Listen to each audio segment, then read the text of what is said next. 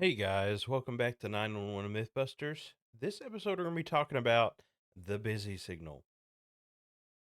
When you dial 911, it's a direct line to 911 that can never be busy and will always be answered, and they can't even put you on hold. They just can't do it. It's not legally possible. Well, I hate to break it to you. That one's going to be busted. We may be able to call it plausible, and I'll tell you why in just a second, but for the most part, that one is absolutely busted out of the water. 911 centers are centered locally to wherever you're dialing. Um, so whenever you dial 911, it goes to what we've called before as PSAPs or primary or public safety answering points, and it is the primary location where all the 911s are taken for that particular area. For my agency, we take all the calls for our county and distribute them as we need to whatever agency, or if it's our agency or any of the fire agencies in the county, we take the call and we dispatch out the units.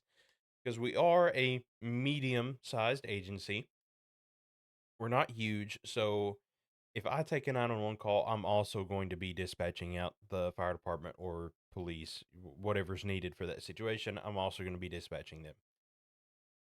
Now, here's the deal with especially small or medium centers.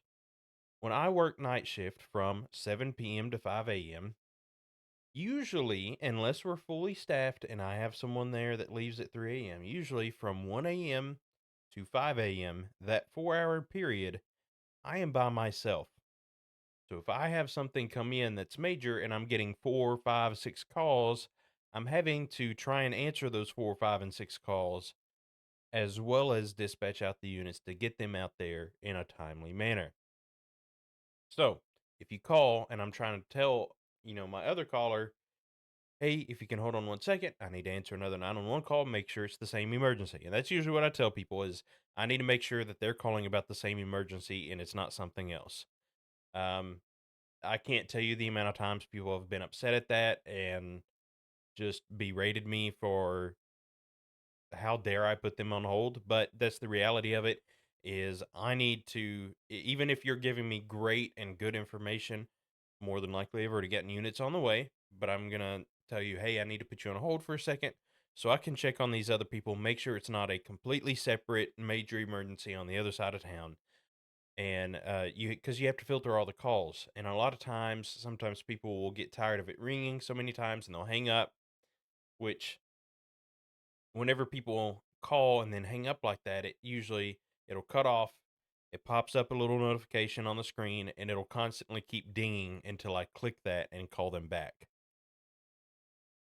So that can get kind of annoying, but that's what happens. And some people will even when I tell them, "Hey, I need to check on another call," they'll hang up and call back and hang up and call back because they think they should get service right then and there, which yes, they are having an emergency, but sometimes they're not the only ones.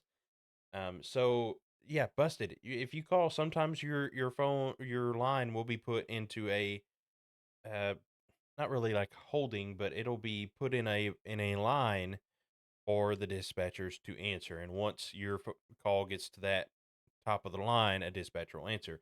Now, in huge agencies, um, sometimes that won't be a problem. Sometimes it will because they usually have enough dispatchers to go around to answer calls. And they have specific jobs like that too. They'll have someone that specifically takes calls on 911 and puts in the call sheets while a dispatcher is already getting people on the way. And they're just the dispatcher's reading whatever the 911 call taker is putting in.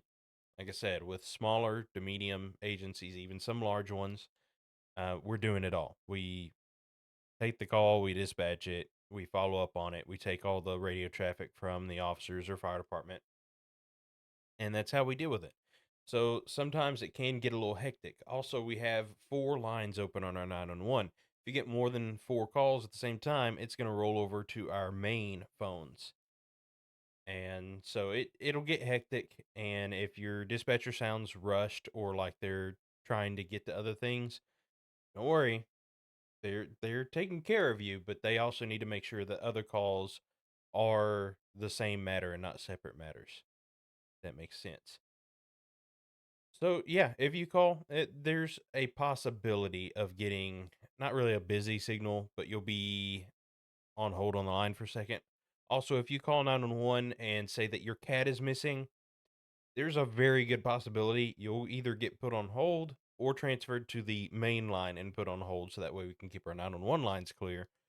Um, because we may be dealing with someone at the same time who's having a heart attack and we need to take care of them and talk to them and get their location and make sure an ambulance is set out there, versus a lost cat.